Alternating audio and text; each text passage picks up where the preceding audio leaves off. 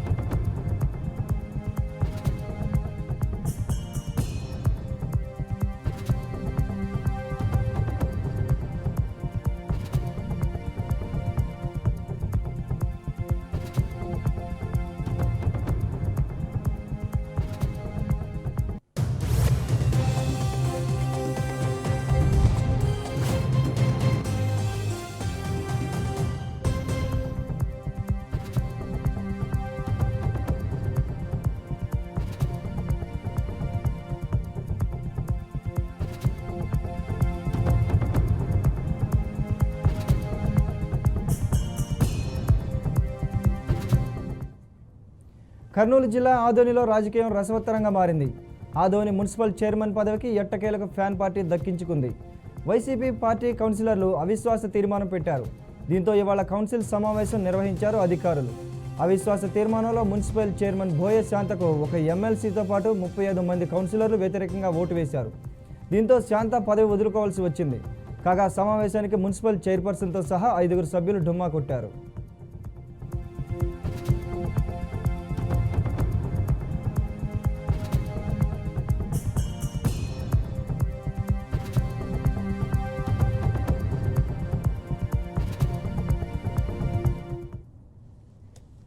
ఇక ఇదే అంశంపై మరింత సమాచారం అందించడానికి మా ప్రతినిధి బసవరాజు లైన్లో ఉన్నారు. చెప్పండి బసవరాజు.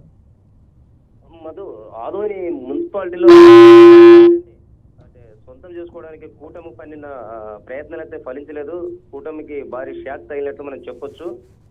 ఏదైతే ఈరోజు అవిశ్వాస తీర్మానం ప్రవేశపెట్టగా 37 మంది వైసీపీ పార్టీకి మద్దతు తెలుపగా కేవలము ఒకరిద్దరు కూటమి పక్షాన్ని నిలబడ్డారు. అందులో కూడా 5 మంది ఈ అవిశ్వాస తీర్మానానికి డుమ్మ కొట్టిన పరిస్థితులు కనిపిస్తున్నాయి.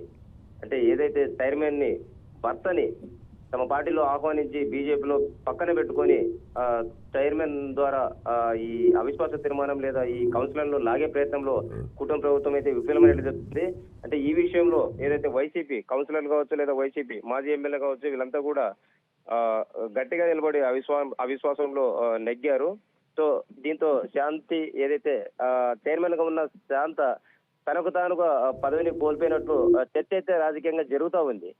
అనవసరంగా అంటే డబల్ గేమ్ ఆడి కంగు తిన్న పరిస్థితులు కనిపిస్తా ఉన్నాయి.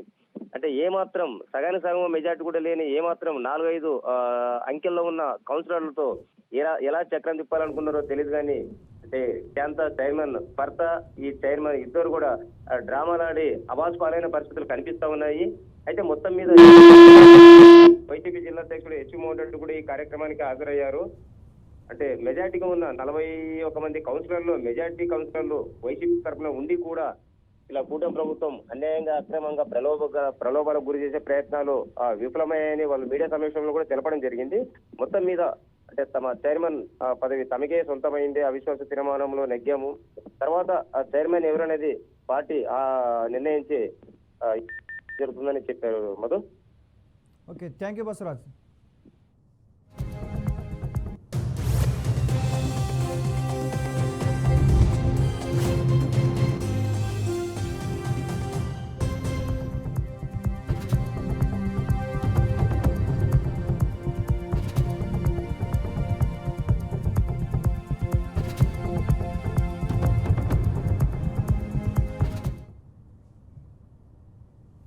ఆదిలాబాద్ జిల్లా ఇచ్చోడ మండలం ధరంపూరి గ్రామంలోని ప్రభుత్వ ప్రాథమిక పాఠశాలలో పిల్లలపై విష ప్రయోగం కలకలం రేపింది. విద్యార్థులు తాగే నీరు ట్యాంకులో విషం కలిపి మధ్యాహ్నం భోజనపు వంట సామాగ్రికి గుర్తు తెలియని వ్యక్తులు పురుగు మందు పూసినట్లు అనుమానిస్తున్నారు. విషప్రయోగ యత్నంతో పాఠశాలలో చదువుతున్న 30 మంది విద్యార్థులు తీవ్ర అస్వస్థతకు గురయ్యారు. పురుగుల మందు వాసన రావడం, పురుగుల మందు డబ్బా పాఠశాల ఆవరణలో పడి ఉండటంతో అప్రమత్తమైన ప్రధానోపాధ్యాయురాలు త్రాగునీరు నల్లాల వైపు పిల్లల్ని వెళ్లనీయకుండా మధ్యాహ్న భోజనం వండకపోవడంతో పెను ప్రమాదం తప్పింది. ఈ విషప్రయోగం నుండి 30 మంది విద్యార్థులు క్షేమంగా బయటపడటంతో గ్రామస్తులు ఊపిరి పీల్చుకున్నారు. మధ్యాహ్న భోజన పాత్రలకు సైతం దుండగులు విషం పూసినట్లు తెలుస్తోంది. పాఠశాల ప్రధానోపాధ్యాయురాలు ఫిర్యాదు మేరకు కేసు నమోదు చేశారు. విషం ఎవరు కలిపారు అనే కోణంలో దర్యాప్తు చేస్తున్నారు.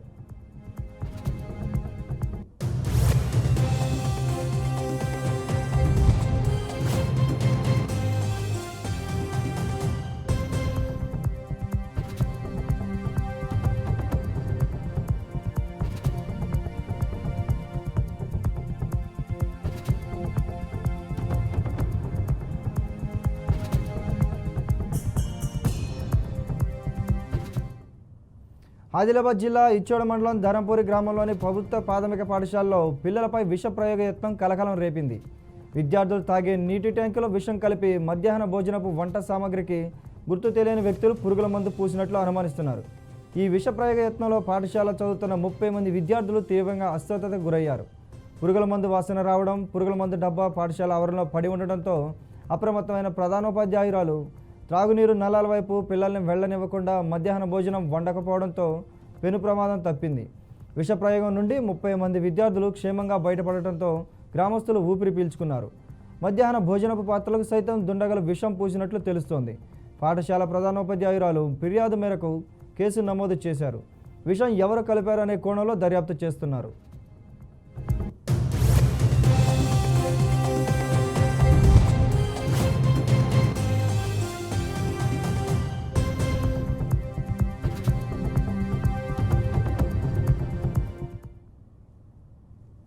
జీవీఎంసీలో బలం లేకపోయినా అవిశ్వాస తీర్మానాన్ని కూటమి నేతలు పెట్టారని మాజీ మంత్రి గుడివాడ అమర్నాథ్ అన్నారు.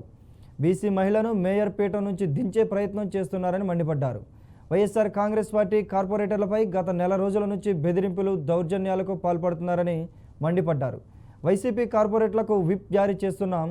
ఈ నెల 19వ తేదీన జరిగే అవిశ్వాస తీర్మానంలో ఎవరూ పాల్గొనకూడదని వెల్లడించారు. అవిశ్వాస తీర్మానం వీగిపోయేందుకు సరిపడా బలం మాకు ఉంది. వైస్రాయ్ హోటల్ రాజకీయాలకు చంద్రబాబు స్వస్తి పలకాలి అని వైసీపీ నేత గుడివాడ అమర్నాథ్ చెప్పుకొచ్చారు. గతంలో చంద్రబాబు నాయుడు గారు 95వ సంవత్సరంలో చేసినటువంటి వైస్రాయ్ రాజకీయం దయచేసి ఇక్కడ చేయొద్దని చెప్పి కోరుతా ఉన్నాం. బలం లేనప్పటికీ మా దగ్గర ఎంతమంది ఉన్నారో అంతమంది ఉన్నారు, మీరు వచ్చేయండి అని చెప్పి మీరు చేస్తున్నటువంటి బెదిరింపులు, దౌర్జన్యాలు, ప్రలోభాలు ఇక కొనసాగడానికి వీల్లేదు. ఇప్పటికన్నా మీరు మీ పద్ధతి మార్చుకుంటే మంచిది అనేటువంటి విషయాన్ని ఈ సందర్భంగా తెలియజేసుకుంటూ ముఖ్యంగా విశాఖపట్నం నగర ప్రజలందరినీ కూడా అభ్యర్థిస్తూ ఉన్నాం.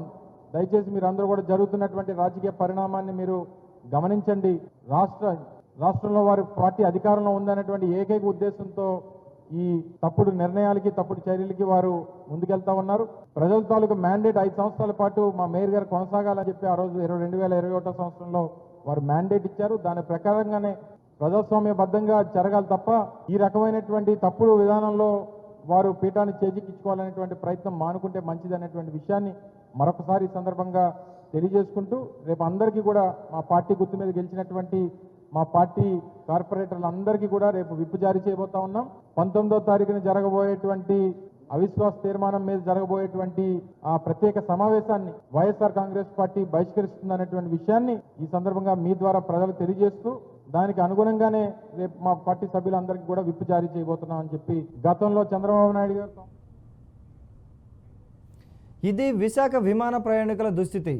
ఆంధ్ర టు ఆంధ్ర వయా తెలంగాణ అంటూ మాజీ మంత్రి టీడీపీ ఎమ్మెల్యే గంటా శ్రీనివాస్ చేసిన ట్వీట్ విపక్షాల చేతికి ఆయుధం ఇచ్చినట్లు అయ్యింది. అయితే గంటా వ్యవహారంపై టీడీపీ అధిష్టానం సీరియస్ అయ్యింది. విమాన సర్వీసుల జాప్యంపై మాజీ మంత్రి శ్రీనివాస్ ట్వీట్పై అధిష్టానం ఆగ్రహం వ్యక్తం చేసింది. ఏదైనా ఉంటే పార్టీ దృష్టికి తీసుకురావాలి, లేకపోతే విమానయాన శాఖ మంత్రి కూడా మనవారే కదా, కేంద్ర మంత్రి రామ్మోహన్కి ఫోన్ చేయొచ్చు కదా అని గంటను ప్రశ్నించింది టీడీపీ అధిష్టానం. అంతేకాదు మరోసారి ఇటువంటి ఘటనలు పునరావృతం కాకుండా చూసుకోవాలని గంటను హెచ్చరించిందని అధిష్టానం.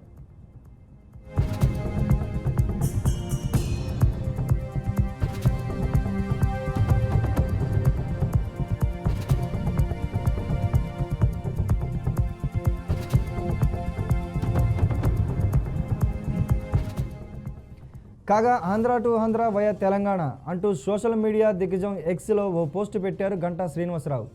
ఆంధ్రప్రదేశ్ రాష్ట్ర ఆర్థిక రాజధాని విశాఖ నుంచి ఆంధ్రప్రదేశ్ పరిపాలన రాజధాని అమరావతి చేరాలంటే తెలంగాణ రాజధాని హైదరాబాద్ మీదుగా వెళ్లాల్సి రావడం బాధాకరం. ఉదయం 8 గంటలకు విశాఖ ఎయిర్పోర్ట్లో వచ్చిన నేను విమానంలో హైదరాబాద్ ఎయిర్పోర్టుకు చేరి అక్కడి నుంచి విజయవాడ విమానం క్యాచ్ చేసి గన్నవరం ఎయిర్పోర్ట్లో దిగేసరికి మధ్యాహ్నం 1 గంట అయ్యింది. సీఎం నారా చంద్రబాబు నాయుడుతో సాయంత్రం సమావేశం కావడానికి విశాఖ నుంచి బయలుదేరిన సిఐఐ, ఫక్కీ వంటి ట్రేడ్ ప్రతినిధులు కూడా నాలానే హైదరాబాద్ మీదుగా విజయవాడ చేరారని పేర్కొన్నారు. విశాఖ విజయవాడ మధ్య ఉదయం వేళల్లో నడిచే 2 విమానాలు రద్దు చేయడంతో ఈ పరిస్థితి వచ్చింది. దురదృష్టవశాత్తు ఈరోజు మంగళవారం కావడంతో వందే భారత్ రైలు కూడా లేకపోవడంతో 2 విమానాలు మారి విజయవాడ చేరాల్సి వచ్చింది. ఇది విశాఖ విమానాల ప్రయాణికుల దుస్థితి అంటూ గంటా శ్రీనివాసరావు ట్వీట్ చేయడంతో వైరల్గా మారిపోయింది. దీనిపై పార్టీ అధిష్టానం సీరియస్గా స్పందించింది.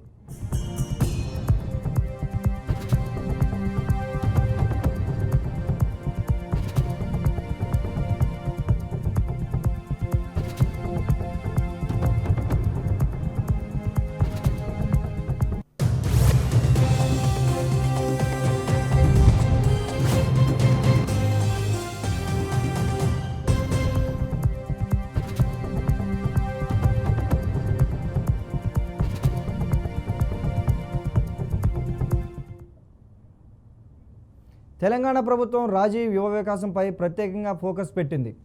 ఇప్పటికే నోటిఫికేషన్ల ద్వారా ప్రభుత్వ ఉద్యోగాలు భర్తీ చేస్తున్న ప్రభుత్వం రాజీవ్ యువ వికాస స్కీమ్ ద్వారా ఆర్థిక సాయం చేసి నిరుద్యోగ యువత స్వయం ఉపాధి పొందేలా చర్యలు చేపడుతోంది. ఈ మేరకు ప్రభుత్వం మరో కీలక ముందడుగు వేసింది. బుధవారం రాజీవ్ యువ వికాసం పథకంపై డిప్యూటీ సీఎం భట్టి విక్రమార్క రాష్ట్ర స్థాయి బ్యాంకర్లతో కీలక సమావేశం నిర్వహించారు. యువతకు స్వయం ఉపాధి కల్పించడమే లక్ష్యంగా ఎస్సీ, ఎస్టీ, బీసీ, మైనార్టీ కార్పొరేషన్ల ద్వారా ఆర్థిక సహాయం అందించనున్నట్లు వెల్లడించారు. బ్యాంకర్లు సైతం ప్రభుత్వానికి ఆర్థిక సాయం అందించేలా ఆయన కీలక ప్రతిపాదనలు చేసినట్టు తెలిసింది. So my dear friends, what I would like to tell you is this state is giving you not less than 7,55,000 crores of rupees as deposits. It's not a small amount. With these deposits, it's only the banking sector. With all your commercial activity, we are doing it. So we need to have some little concern towards this Telangana state and the youth also. So the amount what you are giving on the name of your less than 2,000 crores. The state government is spending more than 6,000 crores. You are going to so much of goodwill in this state and so much of wealth creation also by through this Rajiv Vikas. You can't even imagine also. That kind of an activity and enthusiasm is there in the state of Telangana now among the youth. And they are designing in such a way by even after lending the money, they are even trying to create a support system for all the entrepreneurs, the beneficiaries, to support them how to go about to do their business, make money, how to get into profit, and making them to taste the wealth. So my dear friends, what I would like to tell you is, ఇక రాజధాని అమరావతిపై కొంతమంది లేనిపోని అపోహలు సృష్టిస్తున్నారని మంత్రి నారాయణ అన్నారు. భూములు ఇచ్చిన రైతులకు ఎలాంటి అనుమానాలు వద్దని చెప్పారు. విదేశాల నుంచి వచ్చి ఇండస్ట్రీలు పెట్టాలంటే ఫ్లైట్ కనెక్టివిటీ ఉండాలన్నారు. అందుకే అంతర్జాతీయ స్థాయి విమానాశ్రయం కట్టాలనేది సీఎం ఆలోచన అని తెలిపారు. స్మార్ట్ ఇండస్ట్రీస్ వస్తేనే యువతకు ఉద్యోగాలు వస్తాయి, జనాభా పెరుగుతుందన్నారు. ఇప్పటికే అమరావతిలో పనులు ప్రారంభం అయ్యాయని చెప్పారు. ఏదైతే ఈరోజు అమరావతి రాజధాని, అమరావతి క్యాపిటల్ సిటీ మీద కొంతమంది అన్నెసరీగా అపోహలు రేకెత్తిస్తున్నారు. రైతులు అమరావతి రాజధాని కోసం ఎవరైతే రైతులు ల్యాండ్ ఇచ్చారో వాళ్ళెవరు కూడా ఎటువంటి డౌట్ అవసరం లేదు. ముఖ్యమంత్రి గారు ఒక లాంగ్ విజన్తో చేస్తున్నారు. అమరావతి రాజధాని క్యాపిటల్ సిటీ ఏదైతే ఈరోజు 217 చదరపు కిలోమీటర్లు కడుతున్నామో అది ఇంకా సక్సెస్ఫుల్ కావాలి. రైతులు ఇచ్చిన భూములకు ఇంకా విలువ రావాలంటే ఇక్కడ అనేక సంస్థలు రావాలి. అనేక సంస్థలు అంటే సాఫ్ట్ ఇండస్ట్రీస్ రావాలి. ఇండస్ట్రీస్ వస్తేనే ఇండస్ట్రీస్ వస్తేనే ఈ క్యాపిటల్ సిటీ యొక్క విలువ ఇంకా పెరుగుతుంది, రైతుల భూముల విలువ ఇంకా పెరుగుతాయి. ఇక్కడ ఏ రైతులైతే ఈ భూములు ఇచ్చారో వాళ్ళు ఇంకా విలువ పెరగాలంటే ఇక్కడ అనేక ఆర్గనైజేషన్స్ రావాలంటే సాఫ్ట్ ఇండస్ట్రీస్ రావాలంటే దానికి కొంత ల్యాండ్ కావాలి. ఇంటర్నేషనల్ లెవెల్లో ఒక స్పోర్ట్స్ సిటీ కట్టాలి. అందువల్ల ఇవన్నీ దృష్టిలో పెట్టుకొని ముఖ్యమంత్రి గారు ఒక లాంగ్ విజన్తో ఏ రైతులైతే అమరావతి క్యాపిటల్ సిటీకి ల్యాండ్ ఇచ్చారో వాళ్ళ భూముల విలువ కూడా పెరగాలి. ఇది ఒక మెగా సిటీ కావాలి. అమరావతి, విజయవాడ, మంగళగిరి, తాడేపల్లి, గుంటూరు ఒక మెగా సిటీ కావాలి. 1 కోటి మంది పాపులేషన్కి ఉండాలనే దృష్టిలో పెట్టుకుని యాక్చువల్గా ముఖ్యమంత్రి గారు ఒక విజన్ ఇచ్చారు. ఆ విజన్ ద్వారానే యాక్చువల్గా additional land pulling, land acquisition అనేది ఇంకా ఆలోచిస్తున్నాం. రంగారెడ్డిలో నీటి సమస్యతో తీవ్ర ఇబ్బందులు ఎదుర్కొంటున్నామని అత్తాపూర్ గ్రామస్తులు ఆవేదన వ్యక్తం చేస్తున్నారు. రాజేంద్రనగర్ అత్తాపూర్ డివిజన్ ఓల్డ్ విలేజ్లో 6 రోజులుగా మంచినీరు రాకపోవడంతో ప్రజలు తీవ్ర ఇబ్బందులు ఎదుర్కొంటున్నట్లు తెలిపారు. ఈ క్రమంలో బీఆర్ఎస్ నాయకులు అప్పారెడ్డి, ముఖేష్ జలమండలి కార్యాలయానికి స్థానిక ప్రజలను తీసుకువెళ్లి సమస్యను అధికారుల దృష్టికి తీసుకువెళ్లారని చెప్పారు. గత బీఆర్ఎస్ ప్రభుత్వంలో నగరంలో నీటి కొరత లేకుండా నీరు అందించామన్నారు. ఇప్పుడున్న కాంగ్రెస్ పాలనలో 6 రోజులైనా నీరు రావడం లేదని ఆగ్రహం వ్యక్తం చేశారు.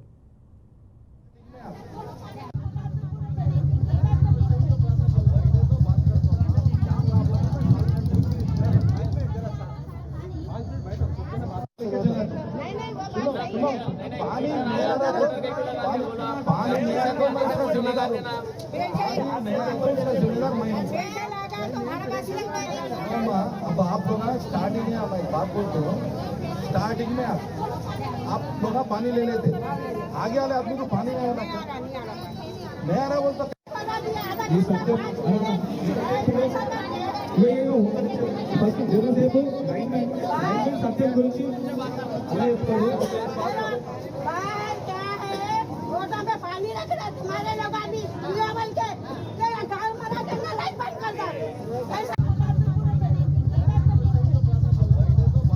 పదకొండు 12 అన్నారు. 12 గంటల దాకా అందరూ వెయిటింగ్ ఉండే మొత్తం. దానికంటే ముందు ఒక రోజు 11 అన్నారు. ఆ రోజు కూడా అయ్యింది. సో మాకు వేరే ప్రాబ్లమ్స్ అన్నారు. మీరు ఫస్ట్ ఇవాళ సాయంత్రం వాటర్ రావు, ఇవాళ సాయంత్రం రేపు పొద్దుగా మేము ఇడుస్తామని మీరు ఒక ఇన్ఫర్మేషన్ ఇస్తే ఏమైపోతుందంటే ఇవాళ సాయంత్రం నీళ్ళు రాకపోయే వరకు దాదాపు 700-800 పెట్టుకొని వాటి టైంలో తెచ్చుకుంటారు మొత్తం అంటారు. అలా మీరు క్వశ్చన్ రేపు మార్నింగ్ ఇవన్నీ క్వశ్చన్ టైమింగ్ అనేది మొత్తం ఇబ్బంది అవుతుంది. మీరు ఒక ప్రాపర్ ఇన్ఫర్మేషన్ అనేది మేము గ్రూప్ క్రియేట్ చేసి గ్రూప్ ద్వారా ఏదైనా ఒక సెక్షన్ మీరు కనీసం ఆన్లైన్లో చెప్తారు, మరి ఎట్లా చెప్తారో ఒకటి మీరు చెప్పండి. అంటే నా ఆప్షన్ ఏంటంటే నాకంటే ఒక గ్రూప్ ఉన్నది మొత్తం టోటల్గా. ఆ గ్రూప్ ఎట్లుందంటే నాకు 90% ఇక్కడ ఉన్న మెయిన్ మొత్తం టోటల్ కాదు. కొన్ని గ్రూప్స్ 11, 12 అన్నారు. 12 గంటల దాకా అందరూ వెయిటింగ్ ఉండే మొత్తం.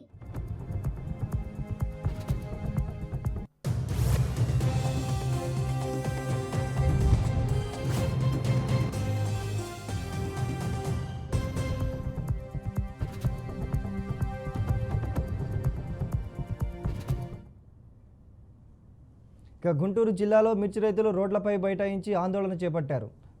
గిట్టుబాటు ధర కల్పించాలని మిర్చి బస్తాలు రోడ్లపైన వేసి రైతులు నిరసన చేశారు.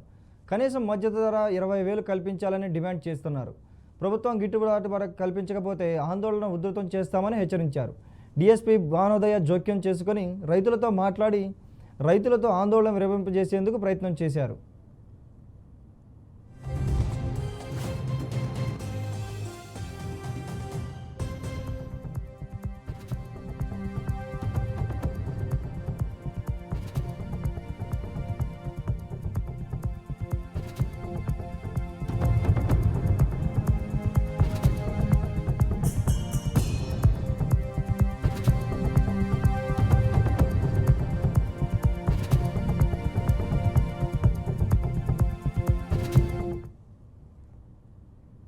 ఎన్టీఆర్ జిల్లా రెడ్డిగూడెం మండలం రంగాపురంలో తన భూమిని అక్రమంగా ఆక్రమించుకుంటున్నారని ఓ రైతు ఆందోళన వ్యక్తం చేస్తున్నాడు. సంవత్సరాల తరబడి పెంచుకున్న మామిడి చెట్లను అధికార పార్టీ అండదండలతో నరికేస్తున్నారంటూ రైతు ఆరోపించాడు.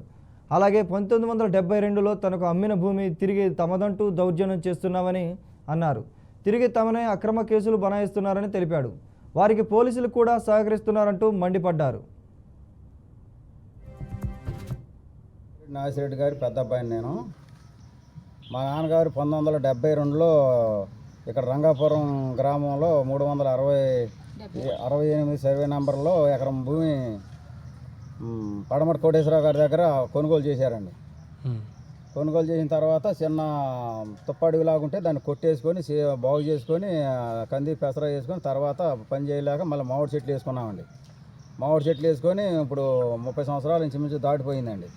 చెట్లు పెద్ద అయినాయండి. ఇప్పుడు దీన్ని మా భూమిని మామూలుగా వాళ్ళు వెంకన్న చౌదరి గారు అని గౌత శివాజీ గారు అల్లుడు దౌర్జన్యంగా ఇప్పుడు మా భూమిని ఈ భూమి మాదని కబ్జా చేయడానికి వచ్చి మమ్మల్ని దౌర్జన్యంగా మాట్లాడి పోలీసు వారి సహకారంతో మా చెట్లు కోయించడానికి సిద్ధపడ్డారండి. మేము వచ్చి మా చెట్లను మేము కాపాడుకుందామని మేము నరకటానికి వీల్లేదని మేము చెట్ల దగ్గర నుంచుంటే కారు వేసుకొచ్చి రండి అని జీబులోకి పడదోసుకొని తీసిపోయి స్టేషన్ కాడ తీసుకెళ్ళారు. వాళ్ళనే నరుకోమంటున్నారు. మమ్మల్ని మీరు భూమిలోకి వెళ్ళటానికి వీల్లేదు, వాళ్ళకి అధికారం వచ్చింది, వాళ్ళ కోర్టు నుంచి కాగితాలు వచ్చినాయి అంటున్నారు. మా దస్తావేజు మేము ఎవరికి అమ్మకుండా మా నాన్నగారు మేము ఎవరికి సంతకాలు పెట్టుకోకుండా మా భూమి వాళ్ళకి ఎలా వెళ్తుందో చెప్పమనండి న్యాయంగా. మద్దిరెడ్డి నరసింహారెడ్డి, మా నాన్నగారి పేరు మద్దిరెడ్డి నాగేశ్వరరెడ్డి గారు. మా నాన్నగారు 1972లో ఎకరం భూమి కొన్నారు పనమటి కోటేశ్వర గారి దగ్గర. ఆ కొన్న తర్వాత అంతా మేము సాగులో ఉన్నాం. 2012లో ఏదో అలా జీపీ ఏదో వచ్చిందని చెప్పి మా మీద దౌర్జన్యం చేస్తే అప్పుడు రాకుండా 2014లో వచ్చి 6 నెలల తర్వాత గొడవలు జరిగిన తర్వాత మళ్ళీ మేము ల్యాండ్ హ్యాండ్ ఓవర్ చేసుకొని సిఐ గారి దగ్గర కేసులు పెట్టి మా ఆధ్వర్యంలోనే ఉంచుకున్నాం. ఇప్పుడు వరకు అలానే నడుస్తుంది. తర్వాత మేము కోర్టుకు వేసాం.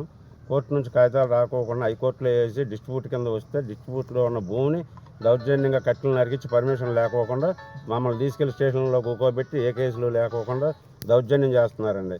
వెంకన్న చౌదరి గారు అక్కడ నుండి ఫోన్ చేయటం, వీళ్ళు వచ్చి ఎక్స్ప్రెషన్ చేయటం, మమ్మల్ని ఏంటంటే నానా ఇబ్బందులు పెడుతున్నారు. కట్టి ఆపుతుంటే ఇవాళ మీ అంత తేలుతాం అది తేలుతాం, మీ తోటలో పోతే మర్యాద ఉండదు అని చెప్పి మాట్లాడుతున్నారండి. మాకు ఆల్రెడీ కోర్టులో వేసి ఉందండి. మేము కోర్టులో ఉన్నాం. ఆల్రెడీ హైకోర్టు డిస్ట్రిబ్యూట్ పెట్టింది ల్యాండ్. మేము నరకం వాళ్ళు నరకనీయమని చెప్తున్నాం. అయినా కూడా దౌర్జన్యంగా నరికిస్తున్నారు. ఎంఆర్ఓ గారి పర్మిషన్ లేదు కట్టి నరకడానికి, ఎవరి పర్మిషన్ లేదు. డిస్ట్రిబ్యూట్ ల్యాండ్లో హైకోర్టును కూడా ధిక్కరించి ఈ విధంగా చేస్తున్నారు. మద్దిరెడ్డి నరసింహారెడ్డి మా నాన్నగారు.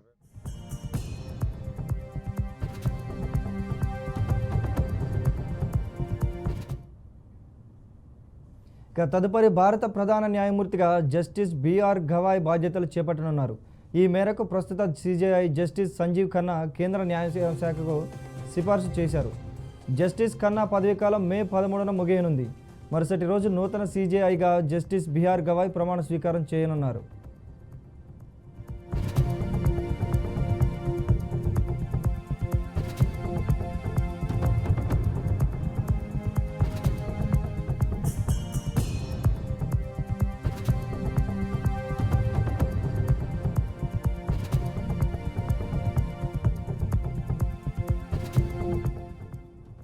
తదుపరి భారత ప్రధాన న్యాయమూర్తిగా జస్టిస్ బిఆర్ గవాయ్ బాధ్యతలు చేపట్టనున్నారు.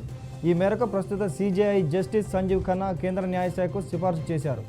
జస్టిస్ ఖన్నా పదవీకాలం మే 13న ముగియనుంది. మరుసటి రోజు నూతన సిజేఐగా జస్టిస్ బిఆర్ గవాయ్ ప్రమాణ స్వీకారం చేయనున్నారు.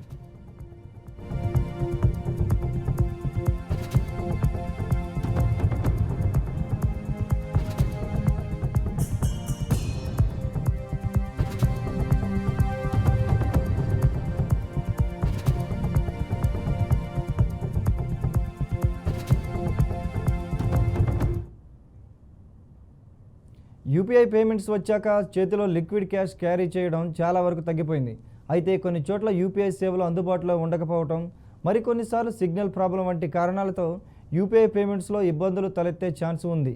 మరీ ముఖ్యంగా ప్రయాణాలు ఇటువంటి పరిస్థితులు ఎదురవుతుంటాయి. ఇకపై యూపీఐ పని చేయట్లేదు, చేతిలో డబ్బులు లేవు, ఎలాగని చింతించాల్సిన పని లేదు. ఎందుకంటే ప్రయాణికులకు సూపర్ గుడ్ న్యూస్ చెబుతూ భారతీయ రైల్వే శాఖ సంచలన నిర్ణయం తీసుకుంది. ప్రయాణికుల అవసరాలు తీర్చేందుకు రైల్వే శాఖ దేశంలోనే తొలిసారిగా రైళ్లలో ఏటీఎం సేవలను అందుబాటులోకి తీసుకొచ్చింది. తొలుత ప్రయోగాత్మకంగా నాసిక్లోని మన్మాడ్ ముంబై మధ్య నడిచే పంచావతి ఎక్స్ప్రెస్ ఏసీ బోగీలో ఏటీఎంను ఏర్పాటు చేసింది. Bank of Maharashtra Bhusawal division సహకారంతో దీన్ని ఏర్పాటు చేసింది. రైలు కదులుతున్నప్పుడు భద్రత పరంగా ఎలాంటి ఇబ్బందులు రాకుండా ఉండటానికి దీనికి షట్టర్ డోర్ను కూడా ఏర్పాటు చేశారు. ఇందుకు సంబంధించి కోచ్లో అవసరమైన మార్పులను మన్మాడ్ వర్క్షాప్లో చేసినట్లు రైల్వే అధికారులు తెలిపారు. త్వరలోనే మిగతా రైళ్లలోనూ ఏటీఎంలు వచ్చే అవకాశం ఉంది.